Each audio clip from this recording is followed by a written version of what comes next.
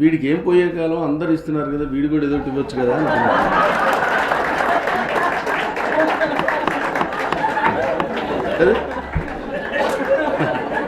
వీడు ఇంత సంపాదించుకుంటున్నాడు, పాపడు వృద్ధాప్యంలో ఉంది, వాళ్ళందరూ ఏదో తనకు తీసుకొచ్చి ఇస్తున్నారు కదా, వీడు స్తంభంలో అలా నిలబడతాడేంటి అని అనుకుంటారు. తెలుసు.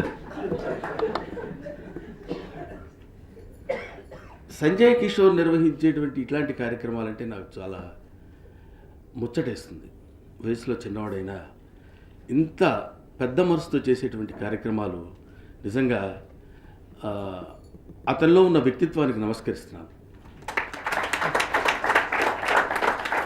ఇలాంటి కార్యక్రమాలు నిర్వహించడానికి ఎంతో ఓపిక కావాలి. పాపం ఇందాక ఎంత అలసిపోయాడో అనిపించింది. పిలిచానండి, అందరినీ పిలిచాను, ఎవరు రాలా. దీనికి రావడానికి ఎవరికైనా కాస్త ఆ పెద్ద మనసు ఉండాలని, ఏదో లోపల కొంచెం బాధ ఉంటుంది కదా, పిలిచి ఇసుగు పుట్టదు. మనకే ఒక్కోసారి నలుగురు ఎక్కువ మాట్లాడితేనే చిరాకు పుడుతుంది. ఇంక బుదలవయ్య బాబు అన్నట్టు ఉంటాం. ఇలాగా రోజు వాళ్ళ ఇంటి దగ్గరికి వెళ్ళి నిలబడి, అయ్యా నమస్కారం, తప్పకుండా రేపు రావాలి. నాకు పొద్దుటి నుంచి ఫోన్ల మీద ఫోన్లు కొడుతూనే ఉన్నాడు, వస్తానా రానా అని. నాకు ఇలాంటి కార్యక్రమాలు ఏమైనా ఉన్నప్పుడు కనీసం ఓ దేవదా పాట పాడిన ఆమె ఉన్నారు, ఆవిడ మనం చూడొచ్చు అనే ఒక చిన్న ఆనందం ఉంటుందే, అది ఎన్నో ఉంటాయి మనకి. ఇబ్బందులు, బాధలు, కష్టాలు ప్రతివాడికి ఉండేవే.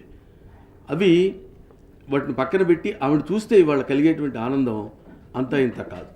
అందుకని ప్రత్యేకంగా వచ్చాను. మళ్ళీ మీకు డౌట్, మళ్ళీ ఉపన్యాసం చెప్తున్నాడు, అనౌన్స్మెంట్ ఇవ్వడం ఏంటి? అవును కదా, నాకు తెలుసు. అసలు సంగతి చెప్పడేమిటి? అది చెప్తే మళ్ళీ బాగుండదు కదా. నేను దాన్ని అట్లాగా చెప్తా లేనట్టు నేను మర్చిపోలే, నాకు బ్రెయిన్లో ఉంది.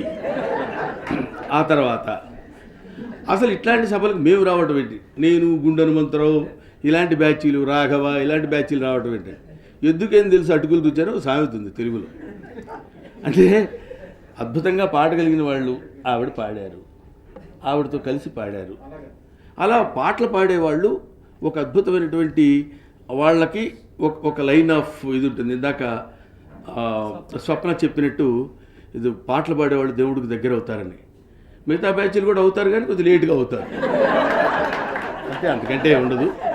మరి పాటలు పాడిన వాళ్ళ పరిస్థితి ఏమిటి చెప్పండి? అదే చక్కగా మాట్లాడింది, చక్కగా పాట పాడింది, వినాలనిపించింది. నేనేం చేయగలను? నేను పాడతా, ఓకే, మీరు ఉండొద్దు, మీరు ఉంటారు, ఓకే. కాబట్టి వీడు ఇంతవరకు మళ్ళీ మాట్లాడుతున్నాడు, ఎస్కేప్ అవుతున్నాడు అనుకోవచ్చు మీరు. అందువల్ల ఇలాంటి సందర్భాలు అతి అరుదుగా వస్తాయి. చాలా ఆనందకరమైనటువంటి సందర్భాలు. ఎందుకంటే చాలామందికి పైకి రావాలంటే కష్టం. లిఫ్ట్లో రావాలి తప్ప ఇక్కడ పైకి రావడం అంటే సామాన్య విషయం కాదు కదా. పెద్ద మనసుతో పైకి రావాలంటే ఇంకా కష్టం.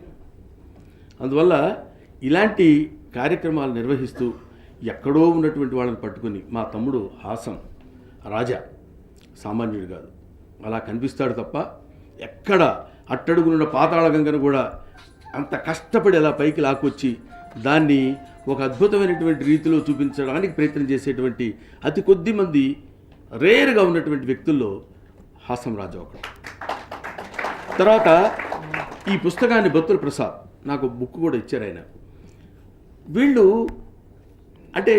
వీళ్ళందరినీ ఎప్పుడు గుర్తిస్తాం మనం అని అనిపిస్తుంది. కొంతమంది ఊరికే ఏదో శ్రీశ్రీ చెప్పినట్టు ప్రభుక్కిన పల్లకి కాదోయ్ అది మోసిన బోయిలెవరని, అది వాళ్ళని కూడా మనం గుర్తుపెట్టుకోవాల్సినటువంటి అవసరం ఉందేమో అనిపిస్తుంది.